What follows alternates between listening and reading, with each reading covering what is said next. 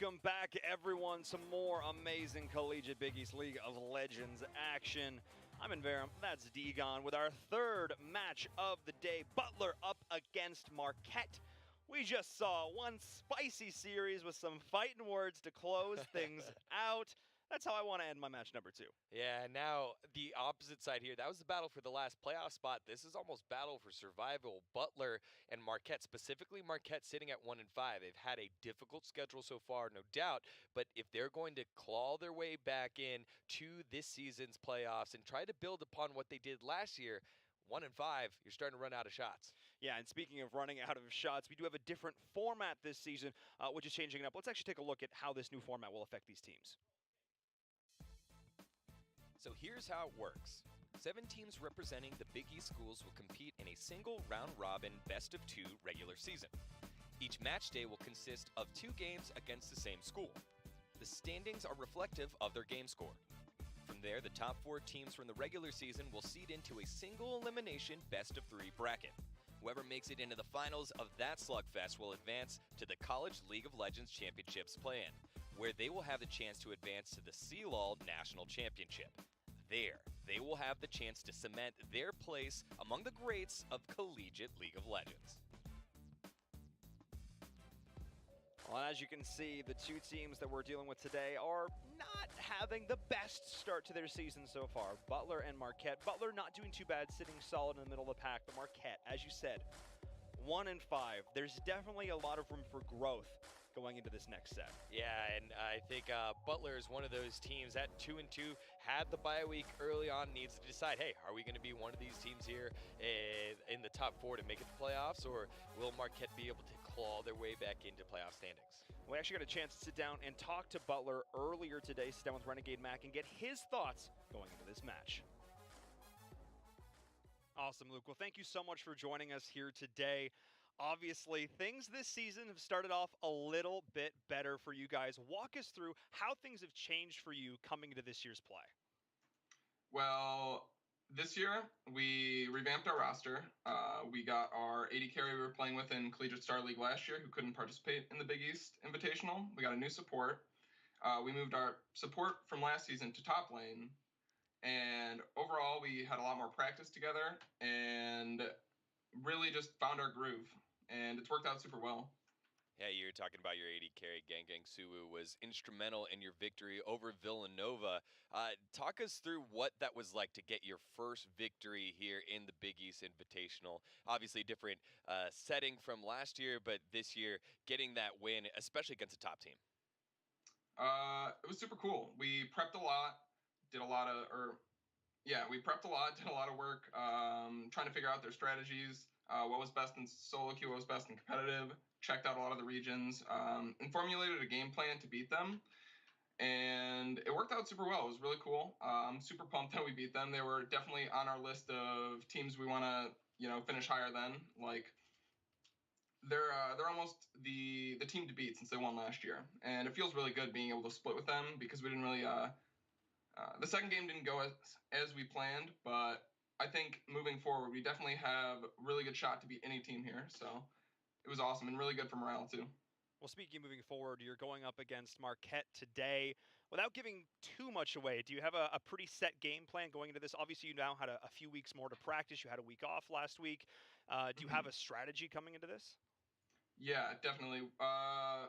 So the new patch that came out a couple days ago definitely threw some wrenches in our game plan, but I think we have a good idea of what's strong, especially compared to other teams who haven't, or since there's no pro play on this new patch. I think we have a good idea of how we're gonna win, and yeah, I'm pretty confident. Awesome. So you touched on it a little bit. There was research, and you do a lot of research with the players and with the pro teams. You're a research-heavy team. You're one of the few teams that posted all your games on YouTube last year, and it helped me out with my research. What are the ways that you like to prep for teams? Like, obviously, you look at pro play, but what kind of trends are you looking at that you can relate pro play to your own play? So a big thing for me is like just team game plan, matchup knowledge, player strengths, and like ranks in general. So knowing what your player's good at, like trying to figure out what the other players are good at on their team, and then finding a matchup where your player can use his advantages, even if there's a rank difference or a skill difference, in a way that will help your team win. So finding those matchups and prepping for a lot of different scenarios is really like how I feel we're able to create our edges. Even if, say, they have a diamond top laner and our top laner's platinum, I think he can be able to outshine that diamond player in certain matchups. So that, along with seeing like what tendencies the players have, whether they're a really safe player that powers up late game or they have a really strong lane phase, and then drafting around that helps also with uh, finding a game plan that will lead to our victory. Well, it's exciting to see that you've put that much time and effort into it. We'll see if it pays off for you in your matchup. Best of luck in that, and thank you so much for taking the time to chat with us. Good luck. Yeah, no, thank you. Well, as you can hear there, developing a game plan is going to be critical for success going into this. Not only what your members or team members are doing, but also analyzing the strengths and weaknesses of your opponents. And that's the kind of heads up play at this, or heads up strategy at this level of play, you're going to need to execute. Because if you don't, there's somebody else who's putting in the work and somebody else is going to be coming out with the advantage there. And again, Butler, a team who struggled in the last season, so much stronger now. I'm glad that they're putting this work in because it's showing in their game. They're being rewarded for it. It's interesting because they had put this work in before. They just weren't finding the type of success like on the Rift, and that can be demoralizing. And what I like about this team is that they've stuck through it. Right? They've shown some resilience in the face of adversity, even without the results last year. Find themselves 2-2 in the middle of the pack, and now have an opportunity to get some statement wins and get 4-2, be way above 500, moving on to the second half of the season. Well, they're doing it going up against Marquette, a team that's not started the season with the best record, a team that needs to turn it around right now. They're currently 1-5. Going 1-7 at the stage of the game would be pretty darn disastrous for them. Yeah, and I think they're falling under the same symptoms. They're having the same symptoms that are of the same issues that St. John's had. What's your identity? Who are you playing through? We've seen Foe the Fall had some big games, and you need to decide, are you playing through Foe the Fall, or are you playing through Novus Chosen? Novus Chosen is a diamond player. He's your highest rated player, but Foe the Fall has shown the ability to carry. Now, there are times where he falls behind, gets a little difficult, and Owen, on the opposite side, can carry from the jungle role. He can indeed, but we look across the board as well. I mean, we talked about Marquette. We talked about the things they need to improve. Also Butler, Renegade Mac, one of those players who actually can go off in his own right as well. If we take a look at the Butler roster too, this is his squad that, again, 2-2, middle of the pack. But this mid, everything's going to come out from the mid right now. Alexstrasza, that is actually a name change there from Gang Suwu coming in now. So keep that in mind. This is the same roster, but a lot of it's going to have to go from that leadership in the mid lane. Yeah, and actually Hoffenator in the bottom side of the map at the support role has shown the fact that he's one of the higher KDA players in the league as well. He gets Gang now Alexstrasza in the right positions to get kills, and then obviously benefits from that in terms of KDA. But I think that bot lane duo needs to be a little bit more stable and supported by the other players on his team. Well, I like that you're giving us all this advice, Degon, because he also took it to the lab. Our last Degon's lab of the day, breaking down what these teams need to do to find success in this oh-so-crucial swing match. All right, Marquette, we've gotten the lab samples back here. It doesn't look good. It does not look good at all.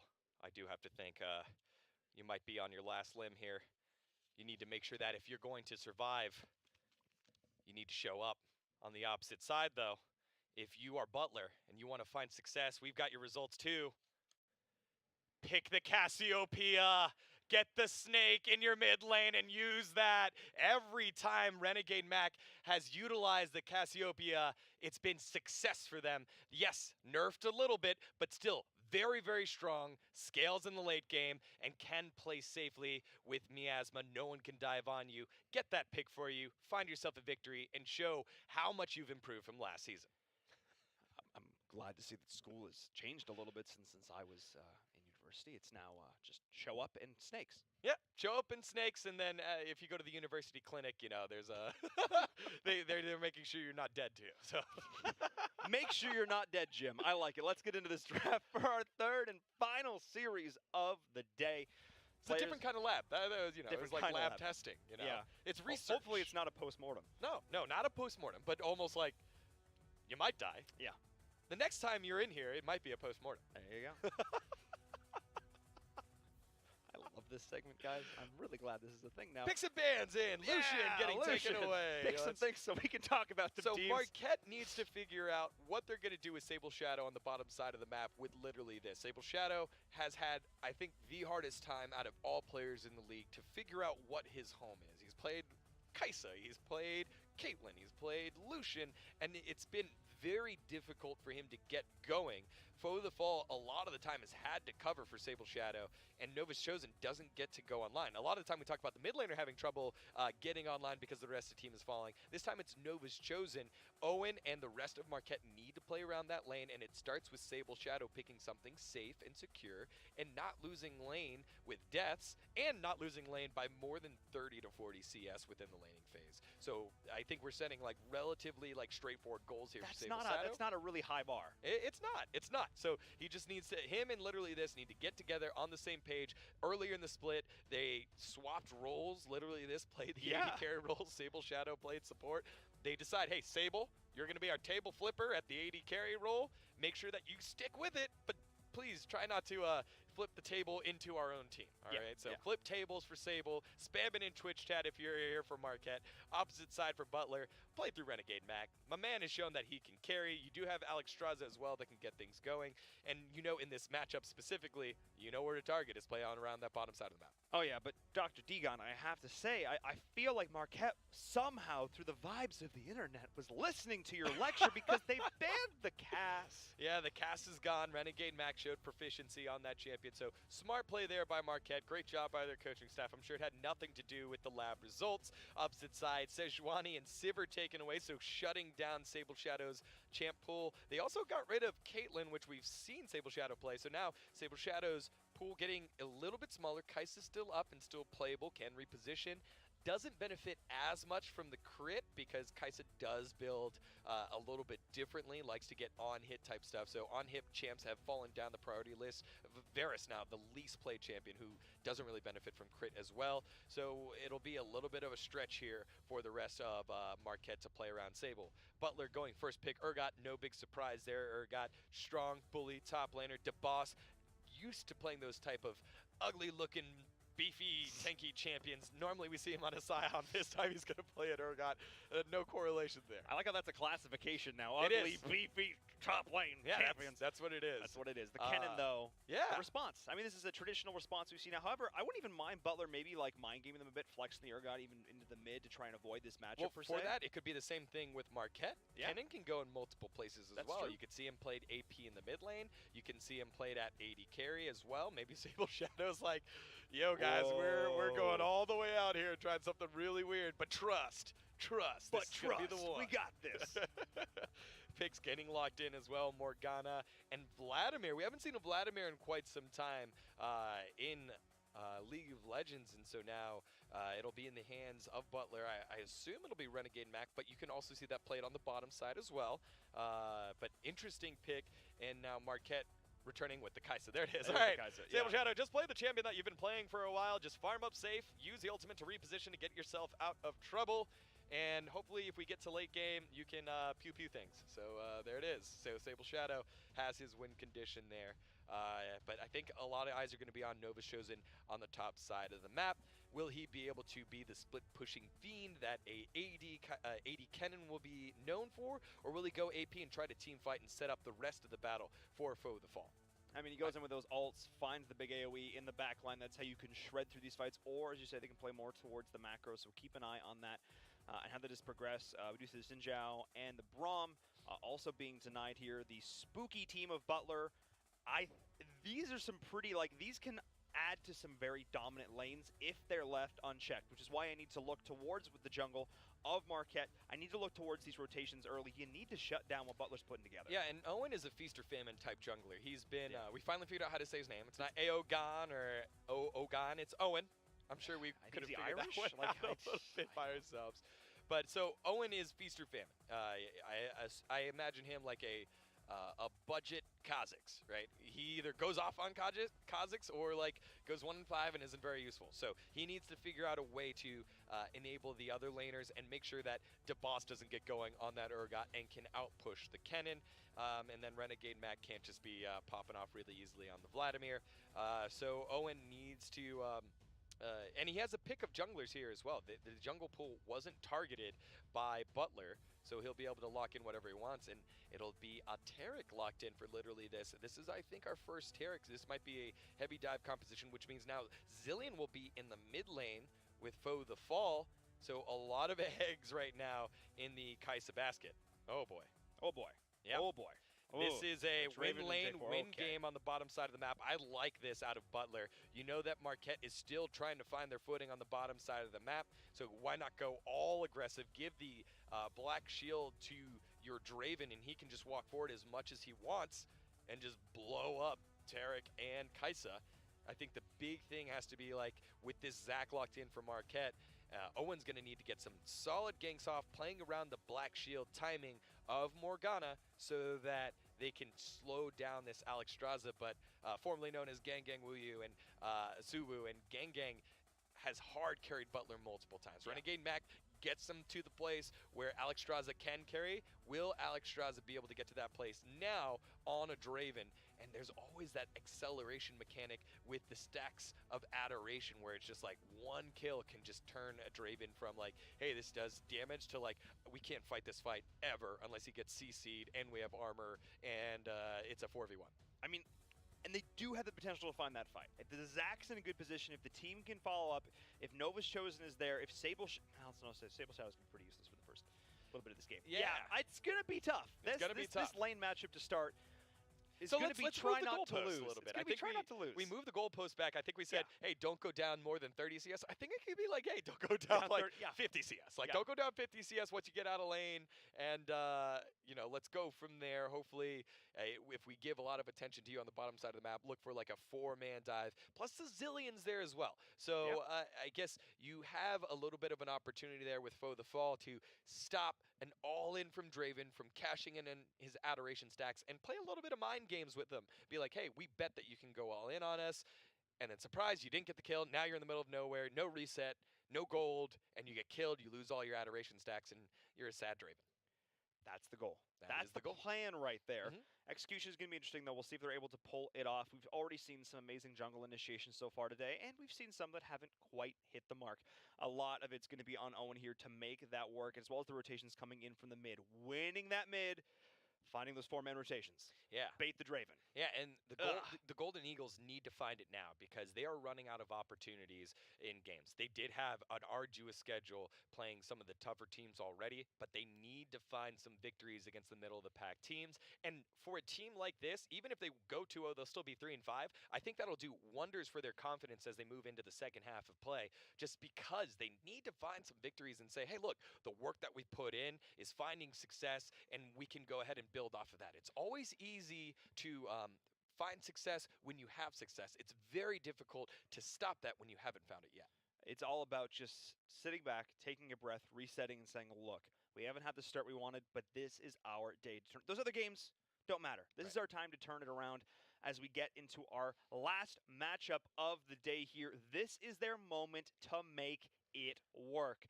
I'm so very excited for Marquette to finally be presented with a team that I think they actually have a chance to go into. Like, they can take something off of Butler here. Butler not finding the success last season, looking so much better in this season, but again, yeah, like you said, they went up against the toughest teams in the league to start things off. Not that I think Butler is a bad team by any stretch, but I feel like if there was a time for Marquette to go off, it's right now. It is absolutely right now, hoping the best for both teams. Both these teams, again, looking to do better from last year. Butler already finding some of those effects already, and Marquette, no better time than today. Well, as we look now towards, the start off, we saw a pretty fantastic level 1 gank in the last matchup here, and I feel like these teams are taking a little bit of inspiration from that because as of right now, okay, they're looking, literally he's trying to make it happen right now, and Hoffinator too. This is the game of chicken if I ever saw one. This is absolutely fantastic. They're kind of just making sure that they don't get ganked around, but again, we've seen early game shenanigans looks like, and it doesn't look like we're going to have it this time. Okay, this is like the quietest start of a game we've seen in a very long. Like literally, no one is. Yeah. Nobody wants to make a mistake. I kind of want to just like sit back and just let it play out. Right. I wonder if both teams realize what's at stake here in terms of playoff positioning and moving forward in the tournament. Even though for both, or I guess for Marquette, because Butler's had buys. For Marquette, this is not even halfway. Yeah. They haven't hit the halfway point. They do realize, hey, look. We got to find a win here if we're going to find our way into the tournament, into the playoffs. Yeah, they have an uphill battle for sure. I mean, again, starting the season 1-5 is just suboptimal if I've ever seen it. We now again talk about how this early game is going to play out for them here, and our early game is not even this is how you can win. It's just this is how you can not lose, and that's never the mentality that you want to get going into this. We are seeing, you know, the Alex Straza already. Just going in, already he's just starting to just blast it like an absolute fiend. And every single time one of those axes gets thrown out, it just does so much damage. And again, they just have so much pressure in this lane. Literally, this is already just forced back. It's just like, I don't know what I can do about it. I don't know how I can help you. Yeah, and it's tough because Tarek isn't necessarily a champion that can punish. Like, one of the downfalls of Draven is you know where he's going to walk to as he's catching the axes. Yeah. However, Tarek isn't great at necessarily punishing the Draven. He can go up and stun, but Draven getting 2 auto attacks off is more damage than the stun and an auto attack from Kaisa. So it's different than if it was a Blitzcrank or if it's a Thresh or if it's a Morgana. You can get a little bit more damage down than what a Tarek provides. So for now, I like the way that Marquette is playing this. They're understanding, hey, look, there's no point in trying to punish right now. Let's just focus on hitting the CS. I'll trade a little bit of HP to step up to get 1 or 2 minions, but other than that, we just got to let him shove it in. And at some point, that's when Alex Straza and Hoffinator can just kind of freeze the wave and make Sable Shadow and literally this start missing CS. That's what they're going to have to look for here. I mean, otherwise, the lane match has been fairly even so far, which I think is pretty good for Marquette. Zillion in the mid doing a surprisingly good job so far. I don't know what happened, but Sable Shadow's health is low already. Gone. Oh, and literally this is as well. Yeah. I'm sure like a binding landed or something, and Sable Shadow's health said, see you later. So now Alex Straza and Hoffinator, who already have priority on lane, have extra priority, and Sable Shadow just cannot get hit by another binding. That might be all she wrote. Flash, Ignite, Flash, and Alex Straza might be cashing in on the first blood already. I mean, they're starting to regain a little bit of HP here, but already they're just dishing this tower damage, and we're going to keep harping on this bottom lane because, again, this is one of the toughest lane matchups that we've seen yet, but at least Marquette has identified what they need to try and do is that you cannot contest this at all. Just try and get Kaisa as much farm as humanly possible. Just try and sustain. Try and survive. Master Gamer Live is looking for his invade here. Is forced to burn the flash out over the wall, so at least burning a summoner there.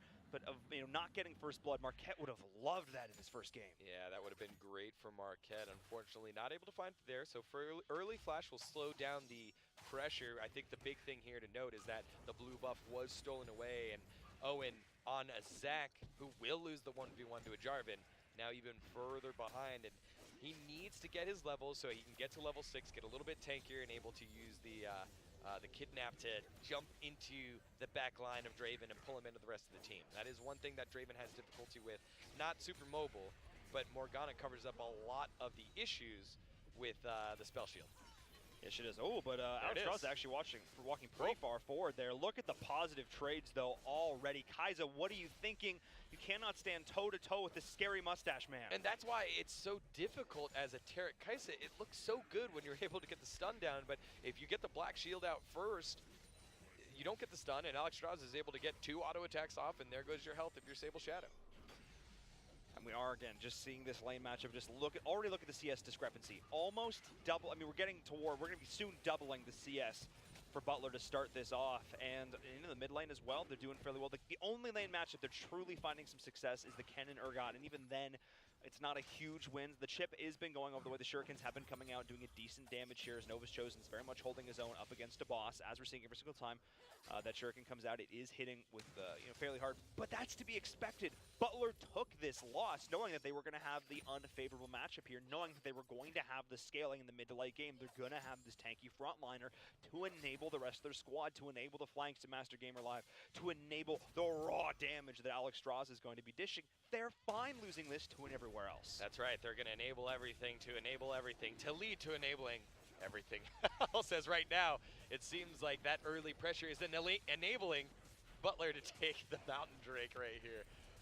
I had to get you a little bit, buddy. Look, they're feeling really good, all right. They're having a great time. And so early Dragon heading on over, Mountain Drake heading over to the side of Butler.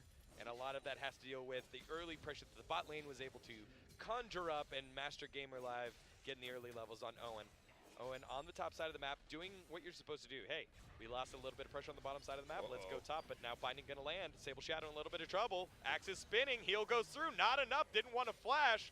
That means Alex Strauss is online and now enabled with the first kill. The first kill going over to the Draven. That is the worst case scenario. That was the absolute must avoid situation for Marquette as the carry does fall. Up in the top lane, they are able to get a counter kill. Nice rotation from Owen there, finding the initiation, forcing out the ult from Nova's Chosen. Totally worth to get that first pick up there. So hopefully they're going to be able to find some return tower plating here, but they just don't have a lot of damage to work with. It's going to be a long time to chip through that. Is already up top, half HP on this turret as the Urgot's TPing back in. Yeah, I like the response there by Owen. He knows that, hey, look, on the bottom side of the map, the jungler was there. They took the Drake. That means on the top side, that's where I need to go. Great outplay there by Alex Strauss, and literally this is literally dead. And no, the win condition is turning on, and your lose condition for Marquette is also turning on as well. I feel like those are counterpoints, to be fair. The winning condition for one team is the lose condition for the other. Not necessarily. I mean, the goal here was to allow Nova's Chosen and Foe the Fall to turn on. And right now, being hit binding after binding and 2 kills to your Draven, like all you have to do is survive. We lined it out, 50 CS. Just go down 50 CS, no kills. And already 2 kills on over. And we're approaching that 50 CS mark, and we're not out of the laning phase. Yeah, we are sitting at about 30 CS difference right now. This turret's about to fall as well. Nothing that Marquette can do about this. And I like how they're realizing that now they're finally going to try and allocate some resources to this, maybe? But they knew this was a losing battle anyway, so instead, I need to see more I mean, they did see some focus on top, which is good, but I need to see a gank in mid. This Vladimir has been sitting totally uncontested as well. Yeah, and let's look how they took that lead on the bottom side of the map. Just a binding randomly landing, and it was because Alex Strauss was able to sidestep an early stun. And again, guys are just, you got to flash the binding. You can't flash after the binding hits. You just have to be ready for it. And I know people are so focused on landing your skills, so you're not looking at the binding coming at you, but it's more important to stay alive and deal damage than it is to deal damage than try to stay alive. If you have your priorities backwards, you're going to die first before you deal damage. Yeah, I mean, the best CC is death after all. So something to remember in this bottom lane matchup. As now Butler is sitting up about 3K gold at the 9-minute mark. It's only 2 kills to 1, but that is not representative of how this game is going right now, as we're actually seeing an interesting swap as Vladimir is going bot, and they're actually switching the ADC support into the mid right now to shut down this Zillion. Not something we traditionally see, as Axe looks to try and find initiation there onto Alex Strauss, who's just realizing that he is dead, potentially dead to rights right here. No! A solid flash moving forward. They did not expect it at all. He was, I think, initially going to try and trade out the kill there, but instead he just walks away. Oh, yep, he was able to walk away. Great play there on the bottom side of the map, though. Sable Shadow gets engaged upon by Master Gamer Live and by Renegade Mac. Now on the top side a little bit, going back and forth. Oh, no, the Zillion having to pop the ult. Nice dodge there from the binding. Owen going back in, trying to slow down Alex Strauss. Who's going to deal your damage? Don't take that fight. And Alex Strauss able to walk himself out, but huge play there by Butler to not get killed by the gank. And Owen, I think he tried to guess that Butler was going to retreat down the mid lane, and instead they went forward. And nice pathing by the Butler AD carry. Let's actually take a look at that other kill we saw in the bottom as well, because there's so much action happening here simultaneously. Look at how far forward Sable Shadow was. He put all his focus onto table dynamics and how they were going to flip over. He totally lost his positioning on the map right now. no turret to his name. He decides he wants to be basically in the enemy jungle solo as the ADC. Yeah, and that was not a great thought process there. Again, focus on staying alive. Staying alive needs to be a priority if you are one of the damage dealers, especially against a team that has long-range engage like a J4, or like someone that can just get in your face like a Draven. Draven wants to take these fights up close and personal. That's what Kai'Sa wants to do too, but right now you need to realize you don't have as much damage as they do. So just kind of farm up, stay away from it, but farm safe. We are now seeing the initiation diving in under the T1 here. The Vladimir doing a lot of work, forcing back. However, the great pickup there on Alex. No! Oh, Zach, no, you killed him. Zach, you're on the wrong team, bro. Oh, Owen, who's now bringing his cannon in once more to certain death, popping the ult, but it literally doesn't matter. Oh, here comes Sable. It might actually matter because the reinitiation goes on in. There's what the pickup that they needed. Way overstepping was Butler. Way too much hype. Okay. Oh, the comedy of errors. That's all right. That's all right. They get the kill. That's fine. Come on, Sable. Oh boy. All right. So 4 kills to 4. There you go. Marquette's looking to try and get back in this game.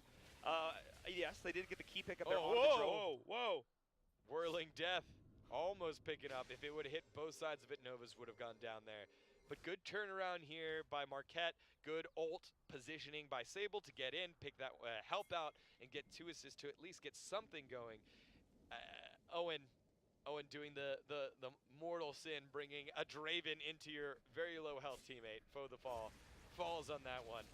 And Draven stacks up yet again. Yeah, his foe was his own teammate in that situation. But that's how it is, you know. I mean, again, at least they shut down Alex Straza. That was a key member that they absolutely needed to deny. While simultaneously, you know, good pressure coming out from Butler off the back of this, not letting this sway them at all right now, as Aogon unable to pull them all together. Simultaneously, the Rift Herald is going to go over to Butler. This is even more things going in their favor right now. So they're going to look to unleash even more pain here on the mid. Like you said, exactly where you want to be, unleashing this push, unleashing this Rift Herald, and opening up your opponent's side of the map. Yeah, Rift Herald summoned, and we'll be headbutting there in just a second. As Binding does land, we do have Zach in the corner. Might be there juicy for an engage. We'll be able to find one. Here comes the ult from Tarek. We'll be able to get it on to 2 members. Master Gamer Live goes down, and Sable Shadow finding himself a kill. Here comes the cannon with the flank. Gets the AP stun down. But now, look at the damage being turned around by Renegade Mac. Ulti coming on in, and there it is. The boss doing the cell division to Zach, and Zach gets absolutely blown up. The rest of Marquette don't know whether to go in or out. Sable Shadow's trying to work his way in, and will be able to stay alive for a little bit longer. Resurrection being dropped onto literally this, and literally this is literally dead. Alex Straza picking that one kill up, and it's a 6 to 5, 1 for 2. Let's take another look back at that fight, because what looked like what could have been a solid situation for Marquette was destroyed by their decision to overstay. Owen did a great job of starting this off, and Sable Shadow was there. Perfect timing on the flank, gets that opening kill. And the Kennen 2 is there, pops the ult. This looks like it could be a great follow-up, but the Vladimir able to strip everyone else back. The peel, and then the ult coming on through from the boss, gets that television like you mentioned. But this is where it should have ended. This is where they should have backed up. Instead, they just stayed a little bit too long, feeling confident in the Zillion ult, but it was not nearly enough to keep them in this sacrificing unnecessary deaths. Yeah, it was a good situation there because it seemed like health bars were low enough. Vladimir was low enough. Alex Straza was low on health already, so maybe that if you get at least 1 kill, maybe you would get Alex Straza to step up, but you could punish. Unfortunately, that wasn't the case. Novus Chosen just does not have enough AP damage yet to get enough damage with her own, or with his own ult. It's just more of like a CC bot, and so it set up Sable a little bit, but not quite enough to deal damage. So no big damage dealers yet here for Marquette. They need to continue to scale up and get to 2 items. Is nice binding gonna land there by the Hoff. And right now, just slow it down if you're Marquette. Realize, hey, look, we're down in gold, but we don't have the gold and items to fight yet, as Foe the Fall getting caught out. Does not have ulti quite yet and will die. Nice kidnap under turret, but that's what Vladimir wants. Here comes the rest of the team. Master Gamer Live gonna dive and dunk on Owen. Literally this will get the stun down on under the tower and pick up a kill on Huff, but here comes the turnaround. Renegade Mac very low, able to pick up a kill and just walk through the turrets. One more will be enough. Yes, it is the kill. Nova's Chosen now at 4-0. Sloppy fight, but a 3 for 3, and Marquette's damage dealers pick up some kills. Oh my, okay. A lot of things to digest in that fight, like bringing a Vladimir back under your tower, because that's effective, and then just, again, sacrificing your own teammates for it. Yeah. Oh, no. No. Sable Shadow. Your jungle's not your jungle. Fear beyond death. Yep. He's dead. He's dead. He's dead, Jim. Yeah. Yep. Let's take a look at that last fight again. Degon, break this down for us, because there's a lot of... A good initiation. Good So start here. Right here, Foe the Fall just goes the wrong way. I think if Foe the Fall stays alive, Owen's ult there isn't too bad. Literally this, keep your eye on this. Morgana going in and gets stunned under the turret. Smart play there. And now Renegade Mac just able to pick up the kill and just walk through turrets. Nice flash away by Sable. He stays safe, which isn't bad. And you get a couple more kills on your AP carry on the top side of the map. Nova's chosen. So a 3 for 3 on an early pick by Butler. I mean, to be fair, a 3v3 trade is actually favoring Marquette at this stage. Going even with them is actually all right, because you're actually benefiting when being behind. So this is maybe an opportunity there for them to try and come back into this, try and stem the bleeding. The goal lead is still pretty substantial here from Butler, but it's not insurmountable. However, there's still a very severe structure advantage for Butler at this point. If they want to continue to make these cheeky invades, they are going to be able to do so if they continue the vision, which they're doing a very good job of maintaining. And all the while, of course, this Draven is just farming, and he's getting oh so scary. I love the rotations that Butler has been making in overall in these lanes so far. They've not been afraid to just switch up these lanes right now. Look at how fast Alexstrasza takes down these turrets. Yeah, he's just rotating around the map, and I like the way that they're pushing the tempo, not through fights, but through rotations and pressuring turrets when it seems like Marquette's not ready to do that. Marquette, it's one of the things that we praised Bilito for in the last game with Villanova. When you respawn, what are you doing, right? Where are you going? Why are you going where you're going? It's not, laning phase is over. If you die and you go bot lane and there isn't anything to do bot lane, that's not great. It's how efficient you can be on your recalls and on your respawns and getting to the place at the right time. Right now, it seems like everyone from Marquette is ready to just ARAM and defend this middle turret, and Butler's like, okay, we'll take that and go top out. Owen in a little bit of trouble, has to ult over the wall. Oh, and he doesn't bring anybody with him. That's fine, though, because he's very, very low. That means the turret's going to go down, but here we go. Thank you so much. Renegade Mac goes on in and picks up a kill on Sable. That's the lifesteal to pull him right back to full HP. The ADC is gone down from Marquette. The turret is it's already gone down as well, as the pressure coming out here in the bot lane to boot. The jungle invade now from Butler as they're pushing it in 3 lanes simultaneously. Renegade Mac with a beautiful initiation, using those frames of invuln just to be an absolute threat. The lifesteal that Vladimir offers as well, able to make those big flashy plays. And now it's Nova's chosen. The next one in the sight for Butler as the rotations are coming on through. They've identified this next turret here. It's the place they want to be. And you can see the itemization of everyone on Butler. They realize, hey, look, not a huge AD threat right now. Let's start stacking MR, and here comes Nova Chosen. They're just going to spend ulti here to kill DeBoss. That's a nice shutdown bounty heading on over to Owen. Owen will be utilizing that to be that tanky frontliner, but it did take a lot. Ulti down for Nova's Chosen, but with your big tanky frontliner gone, that means Marquette will have access to the Drake. They will, and it looks like Butler is not going to opt to contest this. It's a 5v4. Yes, there's some lower HP bars on the side of Marquette, but there's no reason to throw away the lead that you're building right now. But it's almost an 8K gold lead for them at this stage. They're going to back up, they're going to reset, they're going to buy a little bit more. Looks like that's fine. This is our game to win right now. Your Kai'Sa is not in a position. She's level 9 at this stage in the game. Not really the place you want to be in. No, not really. And I mean, if you look across to Alexstrasza, only level 10, so only a 1 level difference right now. But with Renegade Mac and Master Gamer Live and DeBoss all multiple levels up on you, it's an easy execute. So Sable Shadow has to play safe, has to make living the priority. Not getting CS, not dealing damage. Make sure you're alive first. Make sure if I step up to farm this, will I be safe? Right now, you could say yes, there's some decent vision there, and also his buddy Tarek is down below him, but now there's no vision on the top side jungle, and so it's very difficult for Marquette to make any plays right now. Well, it's very difficult for Marquette because they have no vision, they have no control, they don't have a single ward on their opponent's side of the map, so You look at the vision. Even their own side. Even right? their own side. They have no control. I mean, yeah, they're trying to deward a little bit here, but even still, they're going in blind. How are they supposed to find these initiations when, I mean, yeah, because they're the ones supposed to be setting this up too. They have the Zac. They are the ones who are supposed to be setting the tempo here. This is an interesting play going in right now from Butler. Actually, I think baiting in Baron right now. They might look at if that binding had landed. That could have been the go button that they needed. This is going to be a 4v4 situation. Yeah, and I like that play. I like that play by Butler. Hey, look, let's clearly choke out all their vision. There's nothing really on the map for us to get. Baron is up. We're definitely not going to finish Baron, but we're just going over there to bait it and see if we can get a binding. But That's actually the ult wasted from Master Gamer Live as Renegade Mac is going to be the target. Goes gold to try and stall the team as best he can. The J4 goes through. Renegade Mac actually to survive through this. Literally, this is now going to be the next target to jump. Trying to get through it. The Zac doing a lot of work with the stuns on stuns as Nova's Chosen is still alive, though. The Kennen is going in, doing so much work, popping the ult for the root, going in onto the Zillion. Nicely done, though, for the rest of the team to try and survive through this, but Owen still falls. Nova's Chosen's the last man alive. Alex Straw's untouched.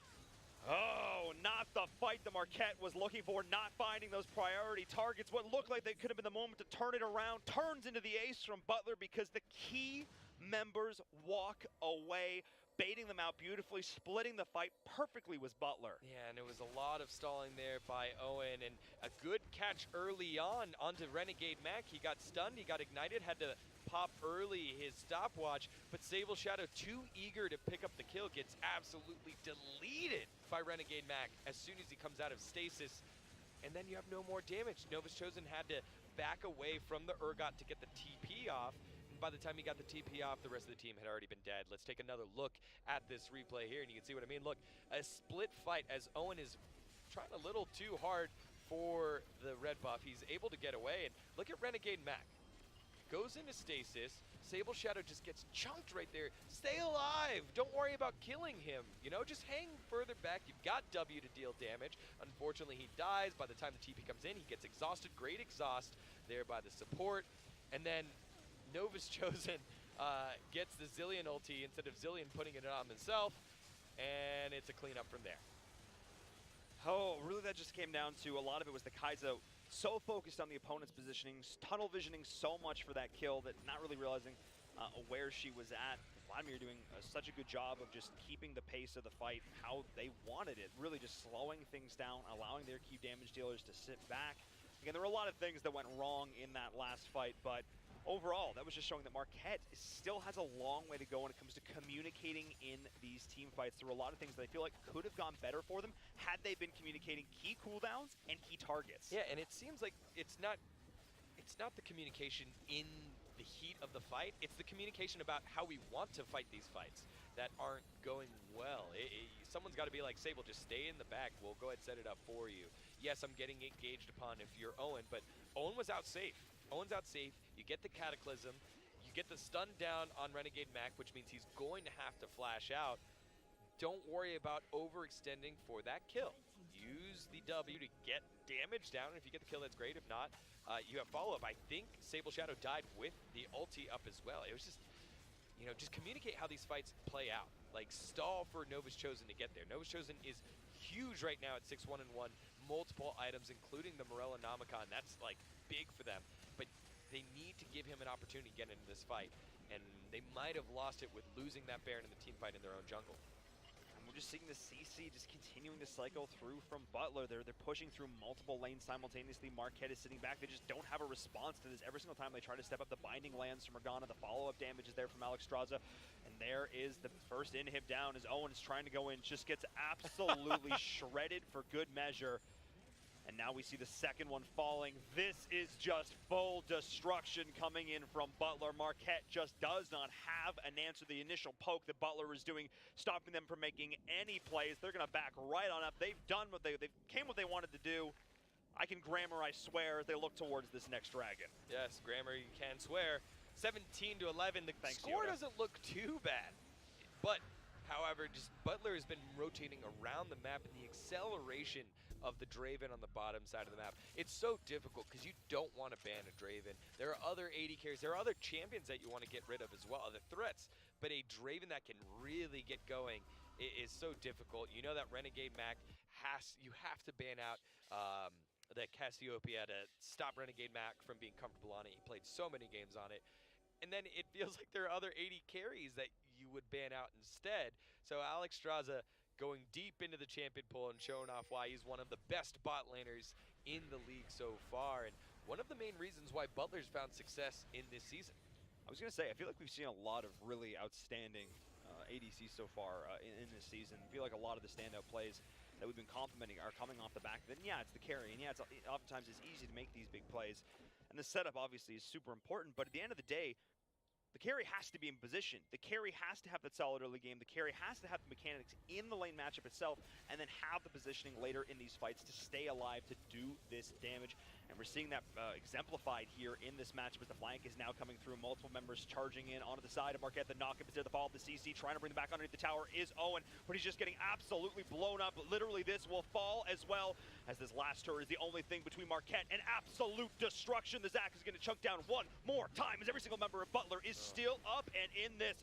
Renegade Mac and crew are going off, tanking so many unnecessary turret shots, but it doesn't even matter. At this late stage, the critical mass has been achieved as Butler is pushing in. Look at how much damage Alex Straza is doing. Yeah, and unfortunately, Novus Chosen was caught in the mid lane trying to shove back the minions. They were under the turret was Butler for a very long time. It would have been a great flank by Novus Chosen. Instead, wasn't able to get there in time. Gonna preserve that KDA at 6-1-1. A juicy 7 KDA on the losing side. Never do you get to see that. And unfortunately for him, the Golden Eagles fall in game 1 of 2 against Butler. And with that, Butler going up another game and further putting the nail into the coffin for this season of Marquette. A rough way to start things off for them, but Butler showing that the changes that they made, bringing back in, the ADC that they weren't able to play with in the last season. Yeah. All the changes they're making, all the practice they're putting in, all the research they're doing is clearly paying off because they looked solid. They looked solid on unconventional champions as well, right? You go into that bottom lane pool. We've just seen Sable play Kai'Sa and Caitlyn, force the Kai'Sa into a bad matchup, which is the Draven. Draven just deals a lot of damage and wants to auto attack. That's what Kai'Sa wants to do, but Draven's a better auto attacker, especially early on against the Kai'Sa, and so Sable wasn't able to get anything going. And on the upside, on the top side of the map, Novus Chosen was getting the leads. He was so fed, but again, never had a team fight opportunity to get to the fight that he wanted to. Yeah, I mean, that's a lane matchup that he should win, and he did do so, so props to him. But as you said, the rest of the team was just getting forced back and dominated, frankly, to a point where it just didn't matter. The little ninja was doing his best, but he just wasn't able to carry with it. But it's only game number 1. There is a chance to adapt. There is a chance to evolve. There is a chance to come back in game number 2. It's all on the line right now for Marquette. The midway point for this season not looking so good for them. Or will Butler take it 2-0? We'll be back after this.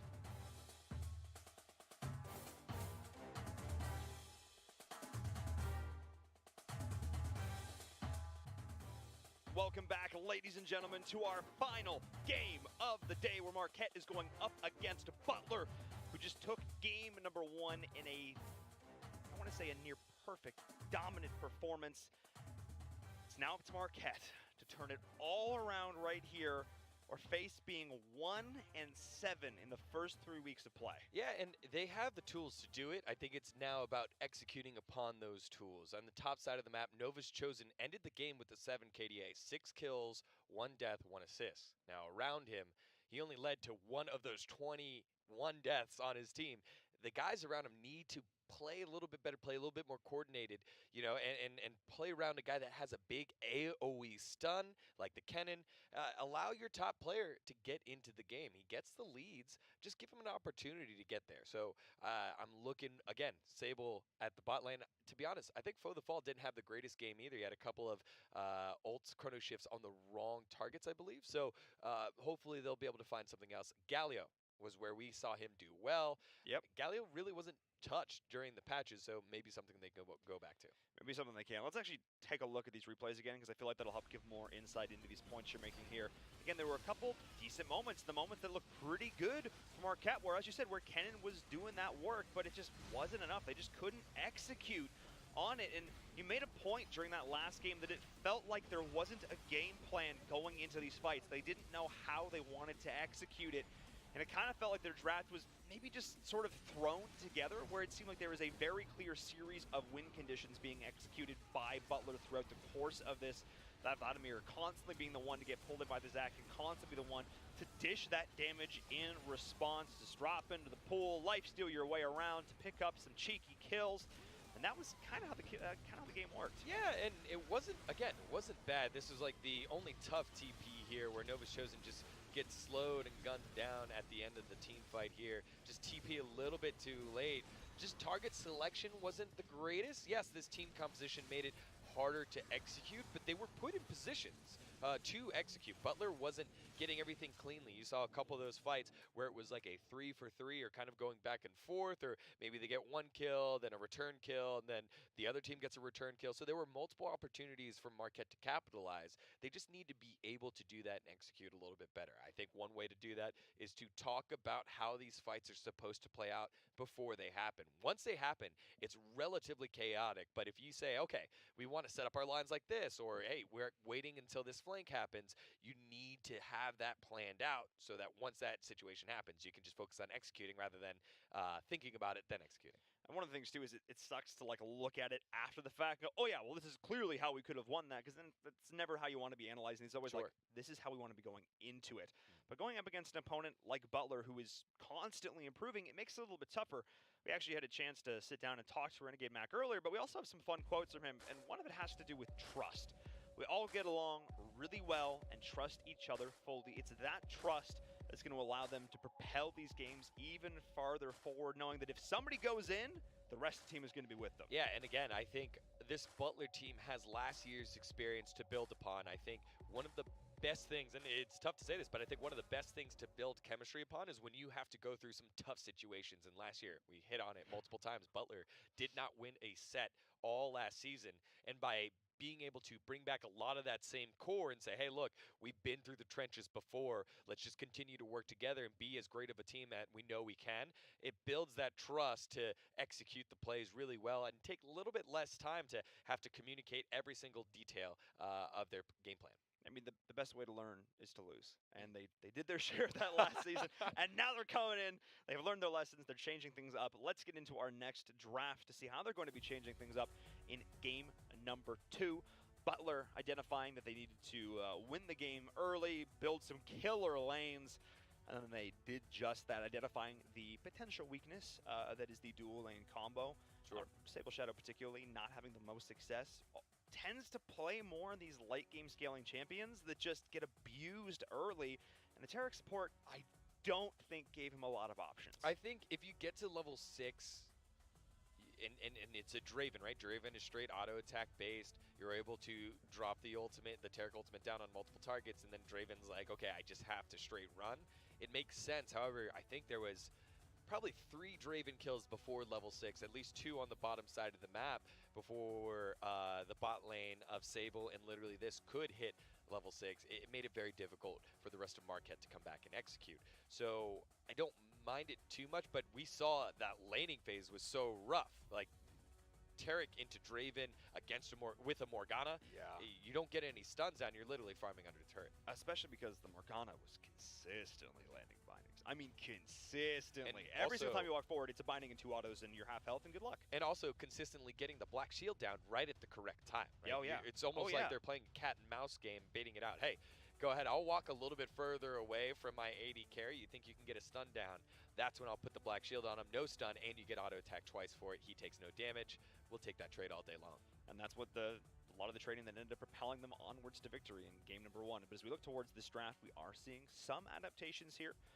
Once again, banning out that Cassiopeia there, the Vladimir as well being removed from Marquette. The Cannon, though, respectfully being banned away here by Butler. We'll see if this Urgot is still going to have the high priority. We've been seeing it in a lot of picks here, or if Marquette's going to flex in a different direction. Yeah, I think if Nova's Chosen was able to not join a couple fights earlier, I think there was one or two fights where he had some great flanks off, but just didn't have damage. He got a couple CC down. He cleaned up a kill with his ultimate and flash, but he didn't have enough damage to really take care of things. I think if he would have just gotten a couple more items, finished the Morella Nomicon and the Hextech Proto Belt, he would have been able to start deleting people on his own.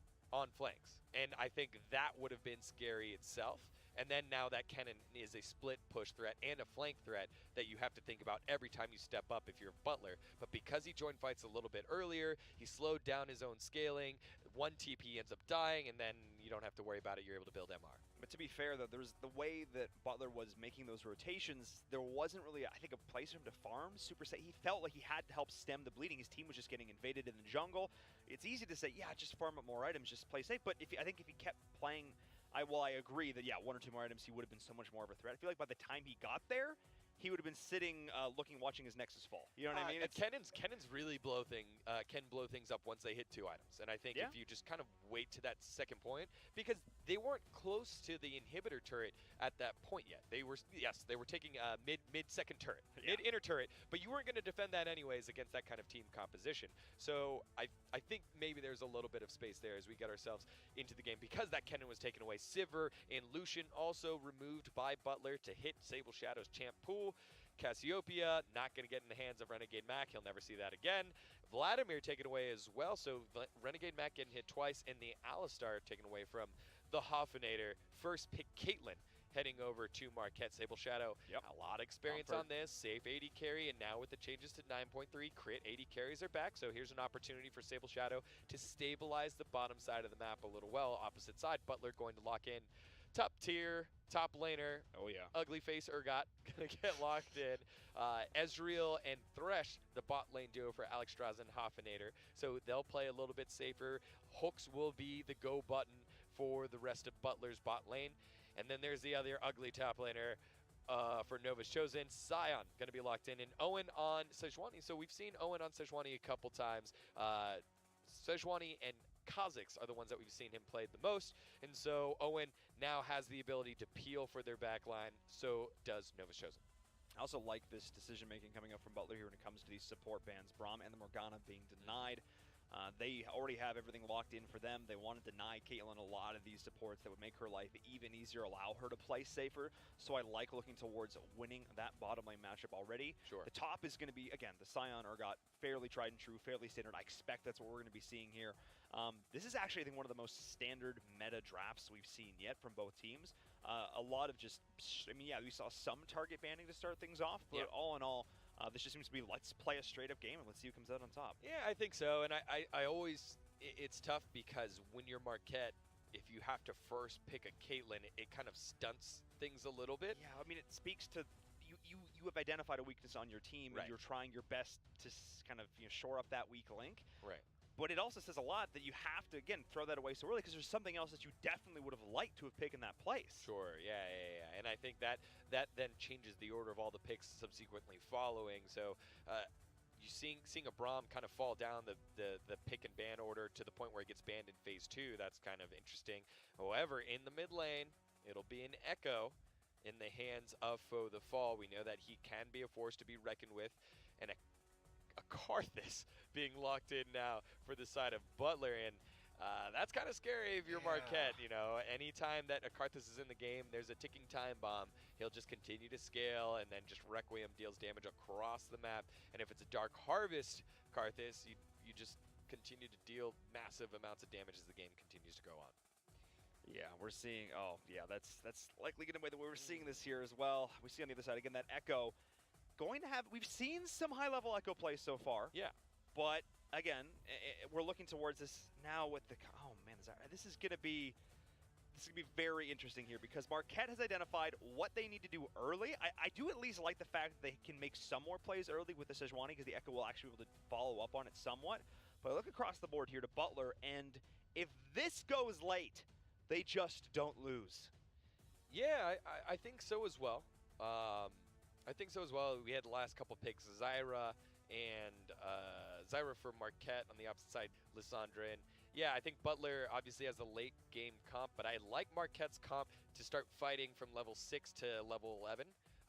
Once the teams have their ultimates, as well as Sable Shadow and literally this, having a very aggressive bottom lane.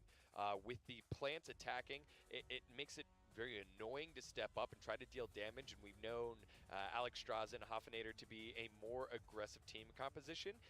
With Thresh, you can play aggressively, but against a Zyra, Thresh really can't play that much aggressively. So how will the bot lane adjust to this pressure from the bottom side of the map and adjust to being shoved under turret? We've seen them just consistently being played forward and then outplaying the jungle gank, keeping wards up so that they can stay safe against any sort of dive. Now Owen has a comfortable champion in a Sejuani that he's played multiple times now, and how will they adjust to the pressure now towards them against a Zyra and a Caitlyn? This might be a way back in here for Marquette. I have to say, this is the strongest draft that I think we've seen Marquette put together yet, I would say, especially given the particular lane matchups here. It's interesting because Butler drafted such a clear winning condition in Game 1. They drafted for winning the laning phase. They drafted to pressure that out there. And instead, this time around, they're doing something completely different. They're have champs that can do well in the early game, but really, once you get towards that late game, it's just really tough to deal with. I like the fact that they're flexing their own styles here. They're challenging themselves to do something different, which I really appreciate. Yeah, and Owen will have a lot of free reign early on to get ganks off against Master Gamer Live, who's playing Karthus, who wants to farm and get to late. So we'll get to see if that works out for him. Yeah, we will as we get into game number 2.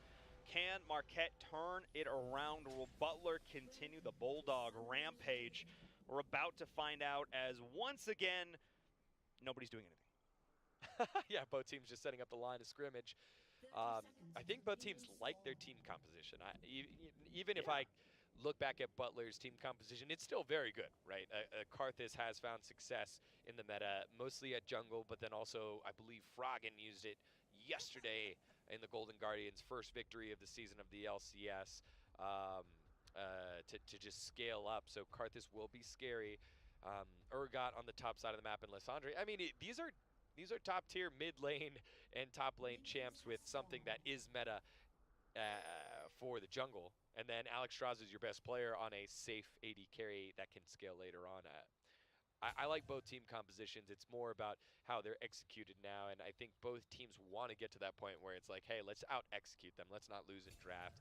And even a team like Marquette, who hasn't found a ton of success in executing, will be able to rest on their laurels and say, hey, let's get to team fights. We did get 11 kills on them last game.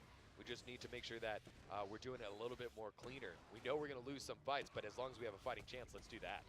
Yeah, I agree for sure. And again, I don't dislike Butler's draft here by any means, but again, I think it just challenges them to do something a little bit different here.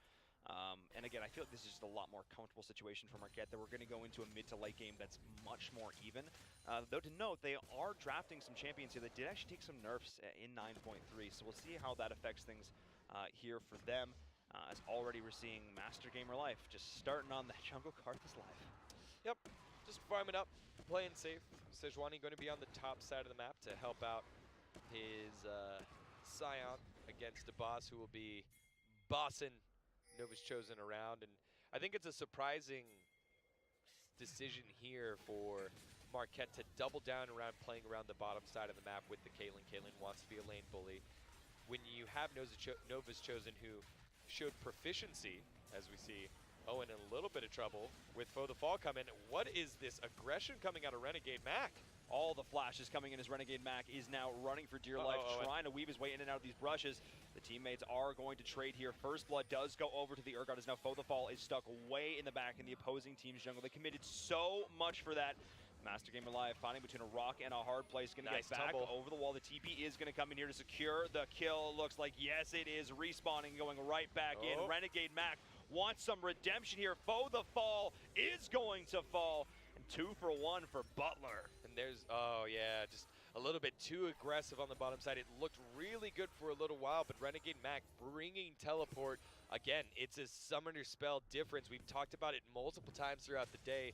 The double TP team compositions have paid off multiple times, and Foe the Fall wanted to win lane, win game, has Ignite, was able to get the first kill, but unfortunately had to pay for it with his life. Does indeed. However, I mean, actually, I'll just look back at that one more time, because I feel like that's interesting, because Marquette should have been coming into this game feeling totally defeated, but instead they came into it looking to try and make some plays, and almost succeeded. If they were able to instantly kill Renegade Mac here, this would have been a totally different fight. Instead, they way overcommitted with the double flash, and the boss was just there to clean things up. Yeah, I think Nova's Chosen could have helped out maybe a little bit more. And Foe the Fall could have thought about just executing, possibly, going back into the turret, running around the jungle, and not giving any gold over to anyone. Foe the Fall trying to juke out the last couple of spells, but just gets auto-attacked down. Not much for him to do. And unfortunately, early deficit for Marquette in the mid lane. Yeah, and this is not how they wanted to start things off. They had the option, or they had the ability, I should say, with this draft to go a lot more even in the early game as we're looking towards the bottom as well. Again, this is when they were going to be able to push things in, and we are seeing this. Ezreal, the champ that takes a decent amount of time to come online. The Thresh is going to bring a bit of threat into that lane, but Ezreal just doesn't actually do enough damage this early on to really be the threat, even if the hook does land, which means that now we're seeing Sable Shadow and literally this feeling much more comfortable here.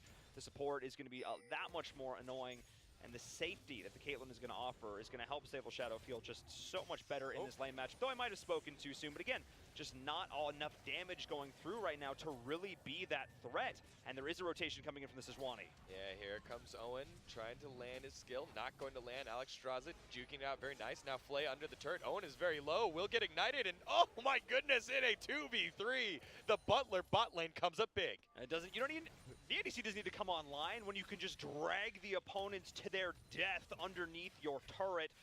Hoffinator showing the pressure that a good support can offer. And, oh man, this is just, we've seen so many good Thresh players. We need to see more respect for this champion. Yeah, it's difficult to play into, it's difficult to play against, and it's not necessarily worth the ban. There's so many issues playing against a Thresh right now, and literally this and Sable Shadow should not be getting hooked. They've both gotten hooked multiple times. Sable Shadow forced to use heal already, and Hoffinator showing why him and Alex Straza are one of the best bot lanes in the game, as we see this Scuttle Crab didn't hurt anybody. Look, so many jukes. So many Scuttle jukes. Nobody saw that Master Gamer live. No, you weren't on camera, don't worry. Newbie Gamer, dead. Foe the Fall Hey. needs to be cautious because Renegade Mac is scary on this Lissandra, and geez, so many resources. Like, Renegade Mac just presses buttons and it's no issue at all. I feel like Foe the Fall in this matchup is having a really rough time of it, and this is a lane that Marquette needed to at least go even, and they're doing pretty well in the bottom, or were doing pretty well in the bottom. They need to be consistently at least going even in these other lanes. Yeah, and I think this is the good time to point out Feast or Famine Owen in the jungle role. He's had free reign to go get his ganks off, and unfortunately for him, he hasn't found success. If anything, he's found 2 deaths. First time I would blame Foe the Fall not helping out his jungler, but now this second time, that was just a misplay into a good play by Hoffinator. Yeah, you just gotta execute on these champs here. You're setting yourself up for success. You need to make sure it happens. Now Sable Shadow in a bit of trouble. Will be able to walk himself out of that one. Echo will shove in the mid lane and make him miss a little bit of experience. Nope, Karthus will just walk on by and pick up that experience. Say thank you very much. That gank didn't cost too much for the side of Butler. That was really nice, though, just, again, playing around the Thresh, the utility that support is offering in the early game. Good rotation from the jungle coming in as well, making sure that they're not losing anything in lane, not wasting the Lissandra's time, forcing them back. Yeah, she didn't walk away with the kill, but the team as a whole didn't suffer for it either. Good job as well for Butler for denying the plant life here. All vegetarian on the side of Butler, just making sure those are getting eaten up in an instant, not wanting to stay annoying in that lane at all here. As Marquette, in a lane matchup, they should have been winning pretty convincingly, now struggling with up against Alex Straza and Hoff. Yeah, but I mean, this is so much better than being down multiple kills to a Draven and CS. That's true. I will take this all day because you have one of your growing players in Sable Shadow and something that he's comfortable with and CSing relatively well against one of the best AD carries in the league. So therefore, you take that. You take that. Yes, mistakes were made around the map. However, it gives opportunity for the rest of the team to play the game. Owen blowing flash and ulti to blow support flash, not necessarily worth. Hoffinator, good play, gets his AD carry out of trouble. And with that knowledge, what will Karthus do? Just continue to farm up and get big. 55 CS to 46 CS is the jungle difference. Not much there for either team. Two very clear win conditions, or at least, yeah, personal win conditions for the jungle of Butler and Marquette. You know, Owen, over on the side of Marquette, he wants to be getting these ganks. He wants to be finding these rotations resulting in kills. That's where Sejuani is thrives. That's what she's supposed to be doing. And that's not happening. Great plays from Butler. Good ability to fall back. Just negating that completely, making Owen feel like a complete non-factor. Over on the other side, Master Gamer Live wants to do the opposite. He wants to just sit in his jungle and putter away and arrive at the end of this an absolute beast. And that is what he's being allowed to do. He's allowed to just continually be beastly, I would say, as we are approaching the 10-minute mark in the game. Starting to slow down a little bit. The bleeding starting to quell just a bit here for Marquette. Again, solid stuff here by Sable and the rest of the boys. But in the mid lane, you need a little bit more out of Foe the Fallen on the top side of the map. Nova's Chosen is stuck onto a tank. Like, he's not going to be able to do a ton in terms of damage. He'll be a tanky frontliner and he'll have some nice initiations, but keep your eyes on Sable Shadow and Foe the Fall. You got to keep an eye on that for sure. But one of the things that it's the problem for Marquette right now is they're losing every lane. There should have been moments early on, again from the rotations coming in from the Sejuani. You don't want to call anybody out, but those needed to help propel them further here. They, on a pure skill matchup, they maybe had a little bit of a disadvantage going into this, so they needed to find victory in those 3v2 situations. They needed to create their own points of success, and then they haven't been able to do that yet. No. And now also they're losing both individual 1v1 matchups as well as the bot lane, which on paper they had an advantage in. So they just need to start creating. Digon, what do they need to do differently here? They just need to continue to farm up and wait till they can get fights like that. Hey, Foe the Fall taking down Renegade Mac. That's a good kill there. 2-1. But now he needs to be able to get out safely. Master Gamer Live thinking about shutting down Foe the Fall. Foe the Fall needs to get himself out of trouble. Use the ultimate there. Will be able to find some safety. The boss using the ult. Fear Beyond Death. Foe the Fall still alive. And Master Gamer now getting the damage turned around on him. Getting turned around indeed. And now it is the Urgot who is likely to fall. One more auto to make it work. Foe the Fall is actually going to drop. Trading out there the ult from Ezreal flying all the way through the bottom, helping to give some pivotal damage in that fight. That is now trading out. Not bad there for Marquette. Not the best situation of all time as they're getting pushed in another tower as well. But the Scion survives up top. He's going to continue to do some damage and force back the remaining members of Butler. Yeah, and you were asking, what can you do differently? Hey, someone step up and make a play. Foe the Fall just going 1v1 in the mid lane against Renegade Mac. And I think that's a little bit too disrespectful here for Renegade Mac. Getting the ult down on Foe the Fall, but then what do you do after that? You just kind of sit around in the mid lane. No, he still has his ult. He dies with his ultimate up right there. That shouldn't happen there. And then Foe the Fall trying to get vision down, make sure him and the rest of his team will be safe. Look at this ult, he keeps him alive. The ult, Fear Beyond Death, doesn't hit enough damage. The Tendril, not enough to pull him back in. Master Gamer Live realizes he's going to die, but pick up a kill with the Requiem. And Owen, throughout that fight, died. I didn't realize. So to turn this into a 3-for-3. But either way, shutdown gold on the Foe the Fall, and now your Echo getting online. Yeah, that's exactly what you need to have happen here. I mean, I asked you, what do you need to do? And you know, we saw the answer, and you called it out. Somebody needs to step up. Marquette needs a champion. Marquette needs a leader, and it's going to come from the mid-game right here. Master Gamer Live is stepping in, getting caught out. Nice little rotation coming from Marquette to trap that out. However, it is now Foe the Fall getting chucked down. Oh, so low. And the ult from Ezreal coming through once more. No kills, though, going over the way of Butler there.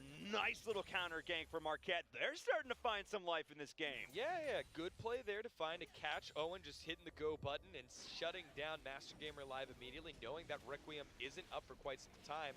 TP was burned, though, by Nova's Chosen. DeBoss holding onto it, so he will have the opportunity to use that later, so he'll start hacking away at the top lane turret. However, instead of just saying, hey, we're going to TP, take this one as a loss, they force down the Drake and get themselves the first Ocean Drake of the game. I like that play there from them, converting a kill into a major map objective. That's exactly what you need to be doing here. Up top, DeBoss doing some pretty decent damage to the turret plating there while he still is able to do so. Nova's Chosen being very quiet so far this game. You called it out. He's playing a tank. He doesn't have the ability to get that 7 KDA like we saw in game number 1. However, when these big team fights do start to break out, he will be boon for his team there. He will be something that the team can play around, assuming things like this don't happen right now, and he gets ganked. He needs to stay alive. Nice cancel there onto the stun. Bring it back in with the ult. Beautiful timing there from Butler. He's going to go into his passive, but it does not matter. The team's just going to walk away. Yeah, you need a little bit more communication from Foe the Fall. And unfortunately, Nova's Chosen uses his ultimate to get himself up into the lane. That's usually an escape mechanism, and he wasn't able to escape the fear beyond death. And so there's your tanky lead there. Now your Urgot sitting at 3-1-1 already with a fully built Black Cleaver. Deals damage and starts chunking down into the armor that you already built with the Sunfire Cape and the Ninja Tabi. And he actually wasn't taking that much damage until Renegade Max showed up and started hitting him with AP damage. And it's like, hey, Sion, I know you're normally tanky, but you're not wearing any MR. And he kind of got shredded. Yeah, he didn't get the memo. He didn't realize it was a costume party. He showed up. He just didn't have the right, didn't have anything on. He's like, oh, guys, I'm sorry. I'm not even wearing a shirt. What is this? Yeah. Just not the best situation. Oh, Matt. Oh, boy. Feels bad. Leashing is fun. Reset. Come on, one more. Smite two. One more. Oh, that was close. I feel bad. We've caught all his worst moments so far in this game. He just wants to fight, just wants to stack, okay? He just wants to sit in the jungle and play his game, guys. And we're unfortunately catching him with his cloak down. Yeah, and he's going to go for an early Rift Herald here. No vision, and I think they were able to spot out Sejuani on the bottom side of the map, so they find it safe. But now Renegade Mac getting engaged upon by Foe the Fall. Foe the Fall wants to go in, decides against it. You saw the danger pings coming out from the rest of the team. And so pressure towards the mid lane will be all that Foe the Fall gets. They'll find out that the Rift Herald is heading over to the side of Butler. Owen almost gets there in time, and here comes the top laner. Nova's Chosen, putting damage down. Putting in the charge now, going in onto that Urgot, who's in a pretty rough spot. The mid is rotating in as well. To boss with the shotgun, he's doing a lot of return damage all the while. The Karthus is chunking through them. That will be the shutdown there onto a key member, and now it's Master Gamer live in a really rough spot. He's trying to get himself out of there, but not able to find it. The rotation coming in at the perfect time for Marquette. Not able to get the Rift Herald, but able to get a few quick kills. Yeah, and Master Gamer Live didn't believe that he'd be able to pull up any kills with Requiem, so he's going to hold on to it for the next life. They did get the Rift Herald, so it is good. However, what can Marquette do with these kills? If it's take the top lane turret, I'll take that trade. 2 kills plus first turret blood. That's gold in the pockets of Marquette. And again, I want to keep harping on this. The bottom side of the map has not broken yet. Literally this and Sable Shadow sitting at 0-0-0. That's a victory, only down 15 CS to Alex Straza and Hoffinator. And I think I go back to the Ezreal pick. I think there are other 80 carries that Alex Straza has the skill set to use. Yes, I believe his Vayne was banned out, so yeah, you don't have to play the Vayne. Oh no, literally this. Cast a curse. There goes the kill. Yeah, there goes the first pickup down there. Again, it seems like Butler identified the exact same condition that you did, that this bottom lane they're not winning it as dominantly as they should have been, or as they wanted to. We're seeing rotation going back in. The Frozen Tomb is forced to be popped right now.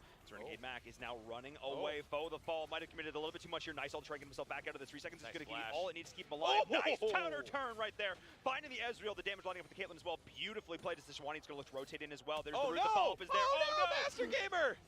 Time Winder just sneaking on through. There were so many things to dodge. Foe the Fall just throws out a Time Winder after flashing away, and I think Alex Straza just accidentally walked into it. It did way more damage than what expected, but if you look at these items, it's a lot of damage as we take a look at this replay here. Hook going to land. Again, more communication needs to come out of Foe the Fall. Yes, you're the carry, you have kills, but damage isn't just everything. Tell your guys that, hey, there's a gank coming. Now here, watch, he gets rooted up, and then ult, and then immediately has to flash away. Look at this flash right here, and then throws out the Time Winder. The Q plus the Time Winder cuts down Alex Straza, and down he goes, shut down gold, and then Master Gamer just not paying attention. I think he was maybe trying to trigger it on purpose so that it was like he would deal with it. They wanted to worry about it later, not realizing the Sejuani was about. I think he walked right into it. There was no way he didn't see that.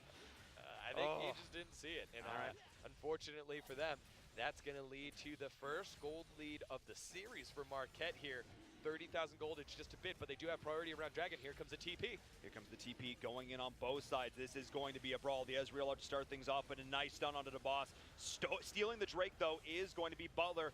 We are now seeing Master Gamer Live trying to get himself out. Aowen is doing a great job of keeping him pinned in the back. Hoffnader as well, going gold, trying to survive a little bit longer, and he is going to do so, trading out his life, but a Disable Shadow now, trying to flash, trying to get himself out, but not able to do so. Nova's chosen to survive through all this, but Alex Straza, the last man alive, going to be committing everything to taking down this last kill, the Quadra kill for Alex Straza. 4 members down for Marquette.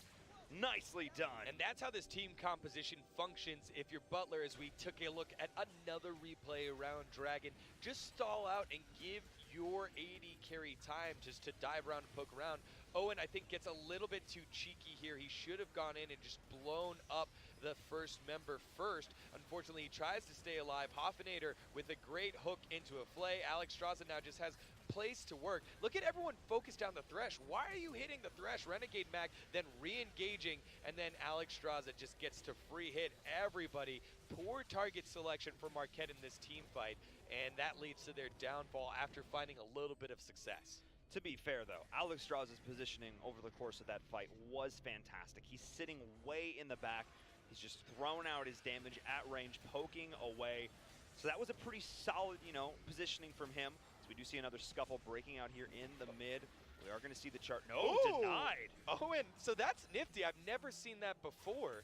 It looked like Owen used a spell backwards to hit the eye while the dash was going out. That was really, really cheeky. So it saves the turret. And yeah, good play there to slow down the bleeding. I really like that play. I don't think people will understand how big that was, because if that turret goes down, now Butler's able to live on Marquette's side of the map and start placing down wards. With the mid lane turret up, you've got Sable Shadow putting down traps. It becomes very difficult to siege this mid lane turret without a big team fight. That's a big save there by Owen. I just love how different this game is compared to game number 1. A different draft, a different mentality for both sides here. We see Marquette putting more of an emphasis on trying to win this early game. Hey! And we see a fight now breaking out in the mid. The nice ult going on in, and it is going to be Hoffnader, the target, walking away right now under the turret, but not nearly enough as Aogon and crew, Owen and crew, that pronunciation on that spelling is going to get me all day, just like they got that kill in the mid. Yeah, awkward positioning there by Renegade Mac and Hoff. No one's there. Oh no! If you're foe the fall, you're a little sad because you had ult.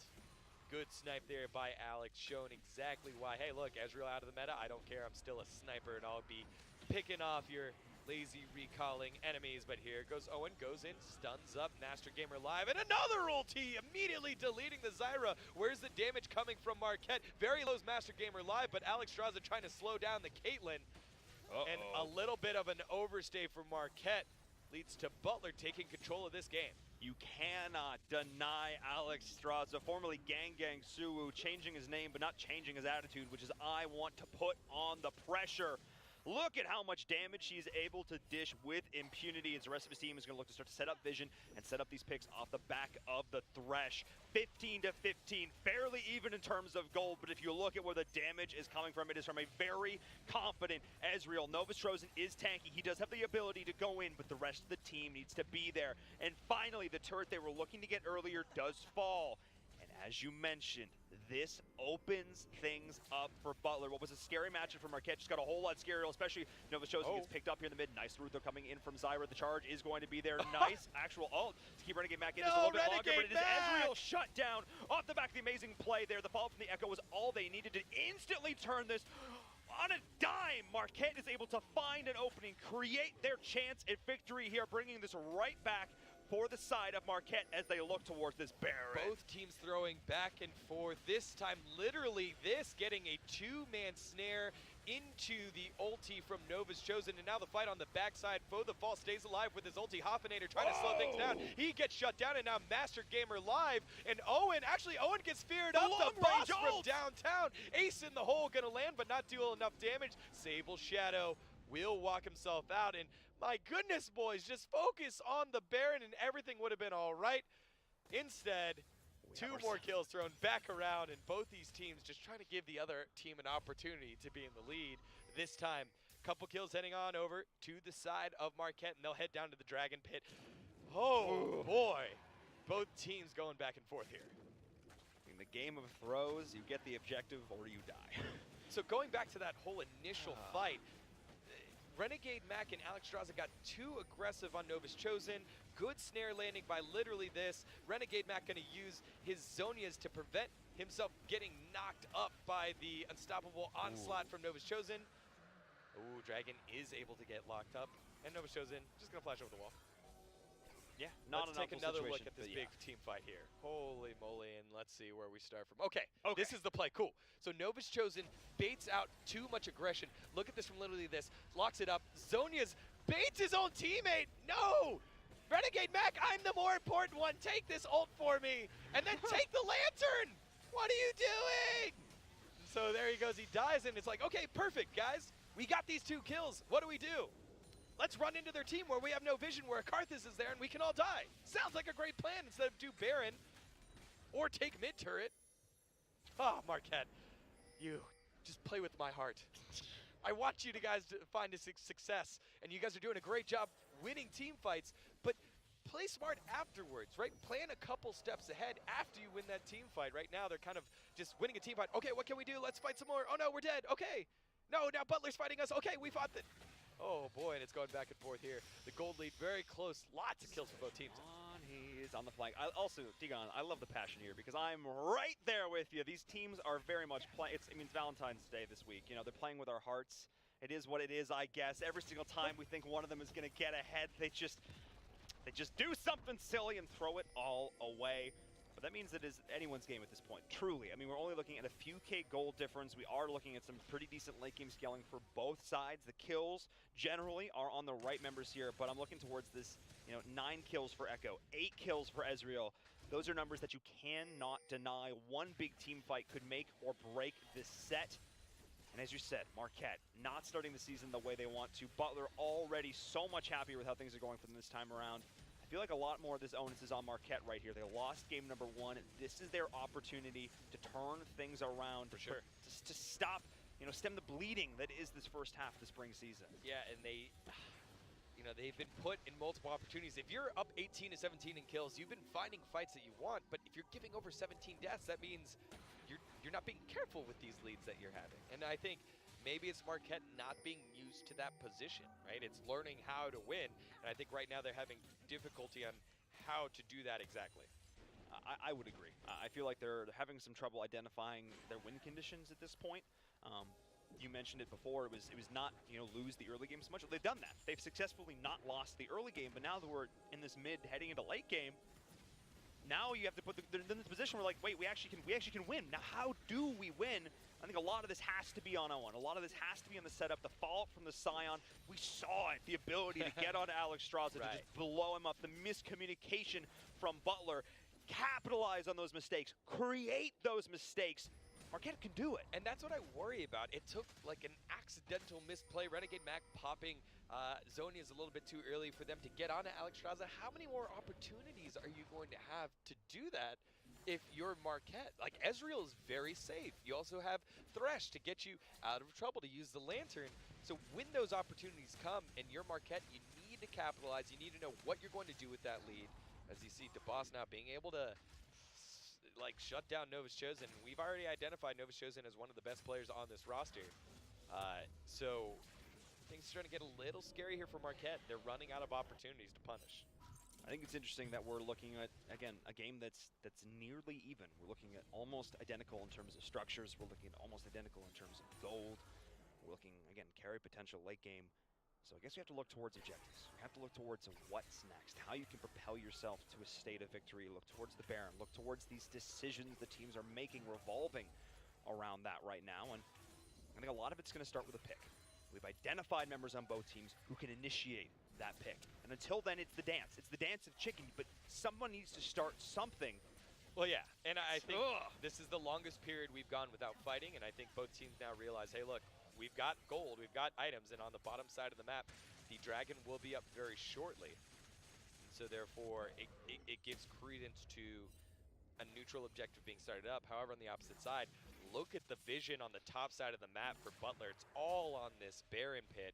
As you can see, wards on wards on wards, and without having your tanky Sejuani there, it's very difficult for Marquette to walk in and try to clear them out. Sejuani's going to be one of the ones that I'm looking for here. And Alex Strauss on this side is another one. We've seen the snipe damage that's been able to come through. Watch when it connects into someone like a Squishy, like a support in this case, how much it is going to chunk the HP. I also think it's interesting now that there's really not much of a concerted effort being made by Butler to push down this bottom lane turret, because at this stage in the game, yeah, Dragon's going to be something to play around, but really, it all's up here towards this Baron that things are going to get saucy. As we're seeing a potential fight breaking out there as the Dragon is being picked up as well. Nice free Dragon going the way of Butler. And no response from Marquette. Yeah, and again, you might ask, like, why Owen spend so much time on the bottom side of the map and not do anything with it as... Renegade Mac goes in, helps the ult, no. Why would Owen spend so much time on the bottom side of the map putting down vision but then not being able to do anything with it? And that has to deal with the top lane matchup now on the bottom side of the map with Nova's Chosen and the boss. Like, Nova's Chosen can't get a push onto the lane as we see Master Gamer Live get absolutely deleted. Oh yeah, Echo goes in, finds the kill to start things off, uses the ult to get himself back up with a nice ult from Ezreal going in on return. Renegade Max is going to be the target. Aegon, though, is going in. Foe the Fall does end up falling his dear life on the back. The Scion is there being such a great job as the tank, but his damage dealers have fallen. All the key members who need to be alive are not there. The Caitlyn is way late to this party, but they may be able to beat them in like they did last time as the Urgot is still chasing on through this. Nova shows still has enough HP to work with. The hook does actually not connect there. The Ezreal is also still alive on the flank. Oh, and DeBoss needs to be careful because the Caitlyn is actually hitting quite hard now. Alex Straza as well is here, though. What a back and forth brawl. Both tanks have done such a fantastic job, but the chain is there, bringing them right on back in. Finally finding the execution as a sloppy set of engages finally results in Butler pulling off ahead. I think it's very easy to point out Sable Shadow and ask why he wasn't there during that team fight, but I don't think it's his fault at all. I think this is Owen and Foe the Fall getting way too aggressive. You know your AD carry is going back. Yes, you have an opportunity for a kill, but then what do you do afterwards? You're stuck in the pit. You're stuck behind enemy lines, and there's nothing you can do. As we take another look at this fight so you can see what I mean. Here, you look back, Caitlyn is in the mid lane. She's coming up very late. She's not going to be here in this fight. Like, why engage this at all? Yeah, we're starting way back in this. We're getting some context into how this started here. Yeah, Caitlyn's actually backing right now. Hey, I'm recalling. Foe the Fall, what are you doing there? What are you doing there? You know I'm backing. All right, sure, you get that kill there. You get locked up. So you either need to leave him or just not even die for that in the first place. Right? Good play there by Hoff to slow down Foe the Fall. He tries to get something going, isn't able to get anything going, but you just opt into a very poor 4v2, and then your team shows up, but they're a little late. That's not their fault. That's miscommunication there. And as the main carry of this team right now, Foe the Fall trying too hard to make a play without the rest of his team. We're seeing them paying for it here. He wanted to go in, get the kill, instantly ult out. That was the game plan. That was it, but just denied. The ult from Lissandra came in. Yeah, you have a Lissandra. Lissandra can snare you, can ult you, can Zonia's herself. Like, there's so many things that can go wrong if you do that.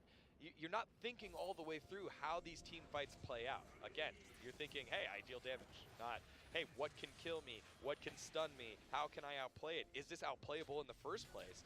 And the answer is no, it's not. And I think if they took a little bit of time to think about it, it'd be okay. Problem is it's not I can outplay, it's we, it's the team. We're at the point in the game now that the whole team needs to be on the same page. Good damage there onto Owen. This is a 4v4 situation around the Baron pit, and once again, Butler's doing a great job of maintaining this vision. Yeah, awkward lane setups right now. Lissandra's on the bottom side of the map, and Sion can hang with the Lissandra. The reason why that is because TP is down right now for DeBoss, so Renegade Mac has to be the one to match the TP for Nova's Chosen.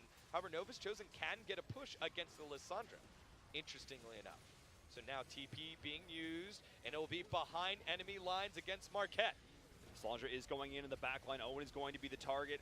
Master Gamer Live is staying alive, but all the while, Alex Straza is still here. Literally, this is going to get absolutely chunked. Team's training out kills right now. Sion is going to the midst of everybody, trying to jump on in. Falling up is Owen, trying to get the kill onto the back, able to get Renegade Mac out of there just a little bit longer. Nova's just now going to rage mode. That's not it. He's done. They're all done. Beautiful peel coming in from Butler, looking towards it. That is going to be all 5 members dead for Marquette as Butler, with beautiful aggro juggle, able to walk away with it all. Foe the Fall has to play safer. He dies yet again with his ultimate up. No chrono break for you. Great flank TP by Renegade Mac. And again, Nova's Chosen teleporting reactively, not proactively. And again, we touched on it at the very beginning of the show. It's all about if you can initiate first, your team deals way more burst damage. Renegade Mac getting there first, dealing the damage to the AP carry of Foe the Fall. Down he goes as we take a look at this yet again. I don't mind this jousting back and forth between Owen and Foe the Fall. I don't like how they're a little bit split off from Zyra and Sable Shadow. But again, here comes the TP. It's behind them. They identify it. And Sable Shadow dealing nice damage, trying to get the trap down, but look how long Renegade Mac is able to stall out, and unfortunately, Foe the Fall dies immediately. That's most of your damage. Here comes the Requiem. You've been stacking up all game if you're Master Gamer Live. Easy kill on the back line, and easy ace for the side of Butler. That looked like it could have gone so much better, but it's just that the TP on the flank, Lassange able to go, it just creates space, yeah, falling, but creating like, so much time between the ult, between the Zonias, everything was there. And you couldn't tell for Owen, do I go forward and dive to the back line, or do I go back? And Sable Shadow and Foe the Fall were not on the same page. Like Foe the Fall dove with Owen, Sable Shadow had to back off, and Nova Chosen was just kind of stuck in between. And I feel like, yeah, Nova's Chosen hasn't been able to do his job as a tank. The few moments where we've actually seen the composition function how it's supposed to, it's been fantastic. Interesting usage there, but we'll maybe getting a little bit overexcited. As once again, we see this 4-1 situation. This time, though, it is the Urgot and the Echo who are up on the opposite side of the map. We'll see how that affects things. Hoff not able to land that key hook there, as both of these players trading massive amounts of damage here. DeBoss feeling, I think, a little bit forcing out the ult as well. Yeah, the boss very, very slinky there. There's a kill by Ezreal. Hook going to land, and here comes the rest of the team fight. Fox keeping him up there just a little bit longer. Renegade Mac making a huge misplay, diving in underneath the turret, taking a lot of damage, and that is going to be now Master Gamer Live on full retreat, trying to get himself out of there. No, he survives through it as well, baiting them back perfectly, and this is now the side of Butler pushing in on multiple sides. Urgot's up top, the rest of the team is down low, and 3 members of Marquette have fallen, forcing them back to the tier 3s. This is an opportunity for Butler to take an inhib, to take a lead in this game. It's going to make all the difference. Yeah, Glacial Prison. I don't mind it that they shoot it early just because Baron-empowered minions and fighting in that is very difficult. Cannons do so much damage once they're Baron-empowered, so you're trying to catch out Butler sneaking through your jungle. Unfortunately, when you miss a skill like that, Owen doesn't have the same type of impact that he wishes he had. And now you see Foe the Fall trying to pick something up on the way out. Yeah, he's able to. He is pretty fed. Maybe you can't count them out quite yet. Ulti going to come in and DeBoss gets shut down. However, in the mid lane, the turret is still under siege and the rest of the team having trouble holding it off. Yeah, the turret goes down. Not worth. Yeah, you shut down the Urgot. That's fantastic. You get a kill. But losing your tier 3 turret for it is probably not an ideal situation. I think he thought the team was going to have enough wave clear to keep it up, keep it standing. And yeah, good series of plays there from him. But now we are looking at about a 10K or 9K exactly gold lead here from Butler. They've taken some serious infrastructure damage in terms of these turrets. They've got an inhib down. It's something that Marquette's going to have to deal with for the rest of this game. What was a very even match towards the mid game, Marquette just moments of brilliance, moments they're just not able to string them together. Yeah, again, racking up 23 kills in this fight, in this match. They've found holes that Butler have been opening for him, but unfortunately a little bit too sloppy with their execution. They're not out of it yet. Echo is still very fed, and now Caitlyn on that 2-item power spike that we were talking about earlier that crit 80 carries are able to have. If you just look on the opposite side though, Alex Straza has 1, 2, 3, 4, all 5 completed items along with boots. So it'll be very difficult for Sable Shadow to output the same type of damage, but he does have an opportunity, especially with Rapid Fire Cannon. Will be able to hit things from long range and deal decent amounts of damage, but will Nova's Chosen and Owen be able to set up the front line and live long enough for Marquette to deal damage? That's really my big question mark here in this matchup. As you mentioned, that we haven't seen the comp function how it's supposed to. Owen. Sejuani, hello. Owen behind enemy lines. Saving Private Owen. See how this goes here. They're able to, he's actually able to walk away, no problem here. It's actually the Ezreal that's under threat. As the rest of Butler is going to collapse on this now. But again, tanks in the front line, damage dealers in the back, support able to get the CC, the lockdown with the flank from the Echo. That's what they're going to try and look for here. Go in, dish the damage, back out, reset, find the ult, look for the reinitiation. That is how Marquette wins fights. Butler has had a good response every single time as they're pushing in now Onto the inhib, that is going to be the target. A couple more autos will secure it, and yes, they do. So that is 2 down. They got what they came for, backing up smartly, not overextending. That's right. You can't really force anything right now if you're the side of Marquette. Super minions were streaming into the base, and I think Butler did a fantastic job identifying that. Hey, we don't have to engage here. We don't have to go hard. When you have that de facto 6th man pushing the bottom side of the map in the form of super minions, you're able to just play a little bit more patient now. Again, this is probably the second lull in the game that we've seen so far where teams are starting to play a little bit smarter, not only because super minions were streaming into the base if you're Marquette, but if you're Butler, you have the choice of Drake and Baron Baron coming up very shortly, both within 10 seconds. They're going to have some options here on how they want to progress onto this. Looks like they are starting to set up around Baron. Establishing vision is going to be oh so crucial for this, as both teams are going to look to set themselves up. Alexstrasza is over here in the back looking to try and solo out. So the Dragon here, can he do this? The rest of the team is actually looking towards Baron as well. Marquette needs to make a choice right now. They need to make a decision because Butler is getting everything. Looks like they are moving up towards this Baron right now, but they need to start making a call soon. Very slow. Moving very, it's the damage that's been done. Butler has done the critical damage, which means that they're now able to do both major objectives simultaneously. This should not be allowed to happen. It's difficult when you lose both inhibs, but I do think that it's tough. It's tough, right? I think if you're Marquette, you just have to pull the trigger and say, hey, look, we seen on stream a couple teams get backdoored because they pulled the trigger on one of these fights. However, you're running out of opportunities to win these fights. The Karthus is dealing a ton of damage against a triple Drake. Oh, wow. Foe the Fall getting chucked down. Alexstrasza ready to read that one. Foe the Fall. Ah, there it is. Foe the Fall does go down. Ulti not going to deal too much damage here. However, with Baron empowered and Drake, it's a lot of damage. Now Renegade Mac almost in a lot of trouble. Will be able to slide his way out. Nice ulti to slow things down and stays alive, buys time for the rest of the team. That's going to be all she wrote. That's going to be the zone. He's coming and keeping Renegade Mac alive a little bit longer. Owen is able to secure the kill, but it is the Scion. And there's all the tanks just still surviving just a little bit longer. The Sejuani will finally go down, but it is going to be the damage from Butler coming on through, securing that last turret as they move towards the Nexus turrets. That is going to be super minions. That is going to be every buff known to man charging their way through here. That's the double kill, and that is the ace. Nicely done from Butler, pushing on in a 40-minute game. Marquette had so many opportunities, but not able to clutch it out. Butler taking the series 2-0, moving their way up in the middle of the pack, looking so much better here in week number 3. Yeah, the team that did not find a victory all last season now find themselves at 4-2 and slotted into that final playoff spot halfway through the season, but this is great positioning for them. They're beating teams that they need to beat. They're beating teams that, including Villanova, that no one expected them to beat, and I think that win will be so valuable as we go into the final weeks of the season. It is so crucial. They're now in 3rd place going into this. Again, the team that didn't win a single match in the first season is now looking in a great spot here to advance onto the playoffs. As you said, let's take a look at the highlights because there was a lot of action in that last game, a lot of sloppy plays, but also some great individual moments. Yeah, and I think both teams will look back and say, wow, we could have done better here. There's areas of growth. Even Butler, who took the victory, but there were a lot of opportunities for this game for Marquette.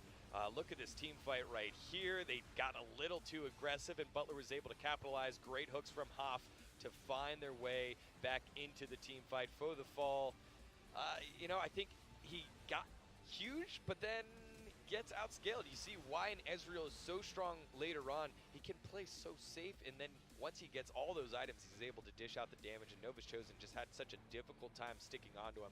This quadra kill accelerated the growth of the Ezreal, as now you see this Baron fight here.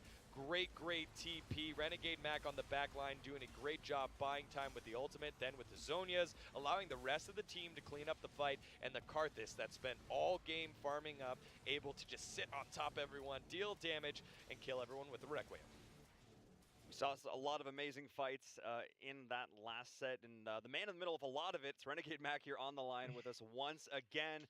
Gotta be feeling great after that 2-0 victory. Yeah, it feels awesome. I mean, oh, no, go ahead. Tell us, how do you feel about this? You just won 2-0. Yeah. You got to be feeling good. Yeah, I feel really good, actually. And it wasn't even, like, off the back of me either. My top laner, my jungler, stepped up huge. My AD carry played great. Like, I basically just chain fed all that last game. Yeah, you did. And yeah, no, I was basically first time, so I'm like, okay, guys, like I knew the comp needed Alessandra basically, so I was like, I'll play it. It'll probably be kind of sketch, but I'm super happy with mid and top, or I mean top and jungle, and how they pulled through. Like they played great. They definitely did. You know, someone else that played great was your consistent bot laner in Alex Straza. I Yeah. thought that Ezreal was going to be something that was out of the meta now that we have crit 80 carries kind of back. What's it like to see him pull something out like an Ezreal and just continually shift around and play safe? Oh, he's like the best mechanical player I've ever seen. Dude's insane. So putting him on anything that allows him to express his skill is basically just a like surefire like win, right? So looking for opportunities to get matchups and things like that for him is definitely super awesome. So watching him play it and basically just wreck the other team was super cool. Well, it's got to feel super cool now that you're sitting in third place. Again, we talked about Yeah. the fact that last season, not the most success, but again, made some roster changes, able to bring him back into the fold now. Here for this season, you're sitting in third place, looking towards playoffs here at the midpoint of the season. What is looking for, like, how do you look forward now? How do you continue on the same path of the things you want to shift and change, or is it just more of the same? Well, I've had one goal this entire time, and that's to make the collegiate championship and go to LA. So we're just gonna keep doing what we're doing, improving every week, practicing, staying ahead of the meta or with the meta, and keep doing our thing. Like, I think playing to our team strengths is way better than trying to like force meta picks or whatever. So we're gonna keep doing that, make the best version of us we can, and shoot for the top. You know. I love it. I love the goals. I love the ambition. Congratulations once again on your win, sitting in third place. Awesome job. Thank you. Well, you heard it there. Not playing to what the opponents are doing, just playing our game, being the best version of ourselves. That's an inspirational speech right there. Yeah, and I think the fact that he acknowledged that, hey, look, I was chain feeding and I was still able to make plays that allowed the rest of my team to carry. And I like the fact that, you know, we obviously are going to give a lot of shout outs to Alex Strazi. He made a lot of flashy plays, but he's like, yo, Master Gamer continually was able to dish out damage, and DeBoss was able to Huge. boss the opposing top laner who was the carry and make plays over and over again for Marquette. And this side, he was able to hold his own, not only hold his own, but start bullying him around in what would be a rank deficit. So great stuff there from DeBoss and the rest of Butler moving forward this season. Moving forward, absolutely. I mean, let's take a look at the standings because we talked about them being in third now, but if somebody wins, somebody else has to lose. And we look now towards Marquette sitting at 1-7 at the bottom of the standings here with Providence.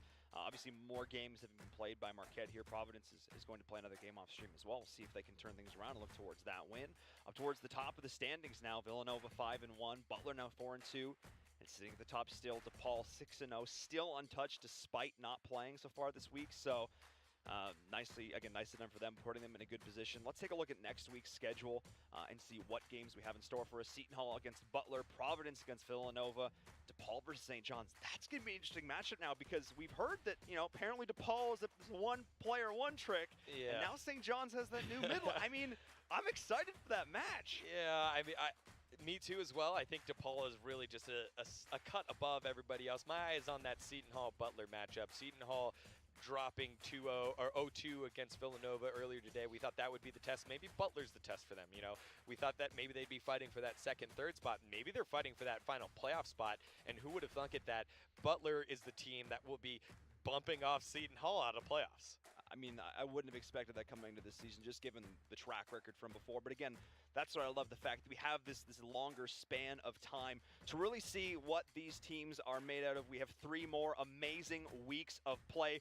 Week 3 is in the books for us here, but as I said, we have more amazing collegiate League of Legends action coming for you every single Sunday here in the Big East. For myself and Verum, Degon on the desk, we are so happy to bring you these fantastic games. Looking forward to all the amazing action we're seeing here in the Big East. So we'll see you next time every Sunday. So be sure to give it a like, the follow on the channel as well. We'll see you next time.